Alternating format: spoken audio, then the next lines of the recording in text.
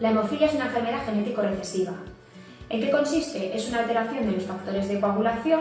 Estos factores son los que intervienen en la formación de un coágulo que sirve para detener un sangrado. Cuando el factor de coagulación alterado es el factor 8, da lugar a la hemofilia A o clásica, y si el factor de coagulación alterado es el 9, da lugar a la hemofilia B o prismas. Esta patología va ligada al cromosoma X, es decir, la alteración, el gen que está alterado se encuentra en el cromosoma X y por tanto al traducirse va a dar lugar a una proteína errónea. Es por tanto que el hombre va a ser el que desarrolle la enfermedad. Bien sabemos que los cromosomas del hombre son XY, mientras tanto la mujer, que contiene los cromosomas XX, sí que va a contener una alteración en una de las X, pero sí que posee un cromosoma X en condiciones normales, por lo cual va a ser portadora de ella, pero no va a desarrollar sintomatología. Cuando la hemofilia es heredada, se conoce como hereditaria, y si se desarrolla a partir de otra patología, se considera como hemofilia adquirida. La principal manifestación clínica es la hemorragia, que puede ser a consecuencia de un golpe o un corte. En ese caso, estas hemorragias suelen darse en las grandes articulaciones y a este fenómeno se le va a denominar como hemartrosis.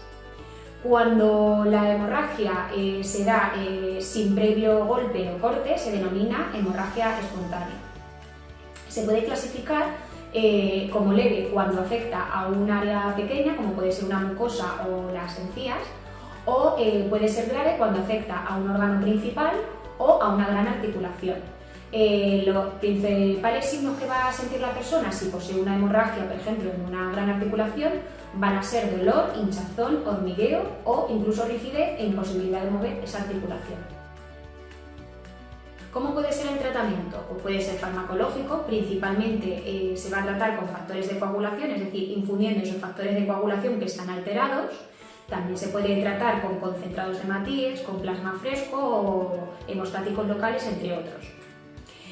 Luego hay un tratamiento quirúrgico, pero en ese caso es cuando ya se ha dado la hemorragia en una gran articulación, hay que intervenir para reparar esa articulación que ha quedado dañada. También tenemos el tratamiento profiláctico, esto es, tratar al paciente para reducir o minimizar, evitar esas grandes hemorragias, como poniendo esos factores de coagulación antes de que se dé una hemorragia. Y esta profilaxis puede ser durante meses o años.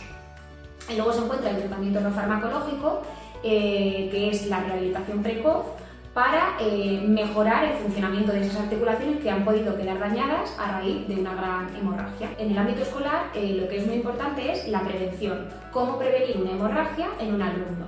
Por lo tanto, vamos a tratar sobre la dieta. La dieta ha de ser equilibrada y ha de ser rica en hierro y en vitamina K.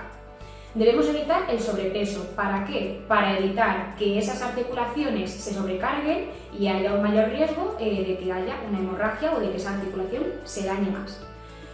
También es muy importante el deporte. ¿Para qué? Para tener una musculatura fuerte y para reducir la morbimortalidad, pero sí que debemos evitar aquellos deportes que sean de contacto, que pueden provocar algún golpe que a su vez dé lugar a una hemorragia, ha de evitarse.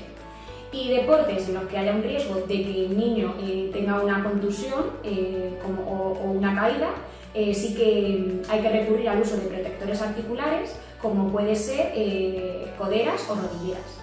En cuanto a la vacunación, las vacunas han de ser siempre subcutáneas y en caso de que no pueda ser subcutánea, o sea que no haya alternativa a esa vía, si ha de ser intramuscular, previamente hay que tratar al paciente con los factores de coagulación para evitar siempre una hemorragia.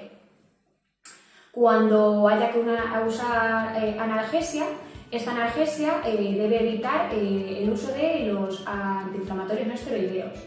Como alternativa se hará uso del paracetamol y solo de forma puntual, por ejemplo, se podrá hacer uso del ibuprofeno siempre y cuando vaya de forma concomitante con un protector de estómago para evitar las hemorragias digestivas. En cuanto a la salud bucodental, también es muy importante evitar el sangrado de encías y un buen uso del calzado, es decir, usar un calzado que sea cómodo, que no apriete y que no dé lugar a rozaduras que puedan dar lugar a un daño en la articulación, por ejemplo, del tobillo. Y por último, el apoyo psicológico, que también es fundamental para ayudar al niño a llevar esta patología y a llevar pues una vida lo más normal posible dentro de su condición. Una vez que sabemos qué es la hemofilia, cómo se trata y cómo se previene, es muy importante saber cómo actuar en caso de hemorragia. Una vez que tenemos o estamos ante una hemorragia, es muy importante educar y dar educación sanitaria tanto al niño como a los padres y al profesorado. Si tenemos una hemorragia, lo más importante y efectivo es realizar una compresión del punto sangrante. Si es una zona accesible, y si esta zona no es accesible, llevar a cabo un vendaje compresivo y el uso de hielo debido a su efecto vasoconstrictor.